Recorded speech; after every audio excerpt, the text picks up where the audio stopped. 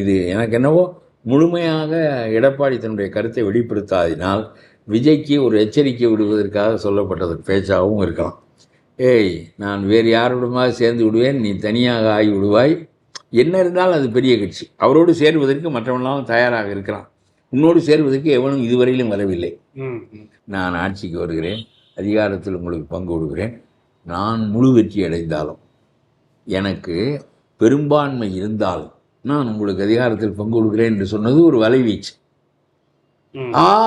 சரி, இந்த ஸ்டாலின் எந்த காலத்திலும் கொடுக்க மாட்டார், ஆகவே இவர் முழு எண்ணிக்கையில் வந்தாலும் நமக்கு அதிகாரத்தில் பங்கு கொடுப்பார் என்று திருமாவளவன், கம்யூனிஸ்ட் கட்சிகள் எல்லாம் ஓடி வந்து விடும் என்று இவர் எதிர்பார்த்தார். அவர்கள் ஓடி வரவில்லை.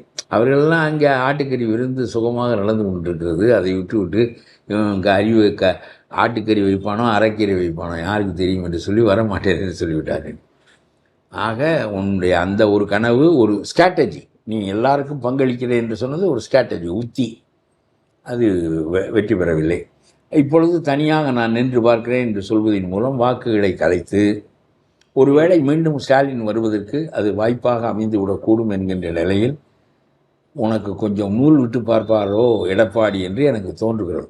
அதாவது நீ வரவில்லை என்றால் நான் யாரோடாவது சேர்ந்து அந்த இடத்தை சந்தித்து தான் ஆக வேண்டும். My first enemy is DMK. It should get down.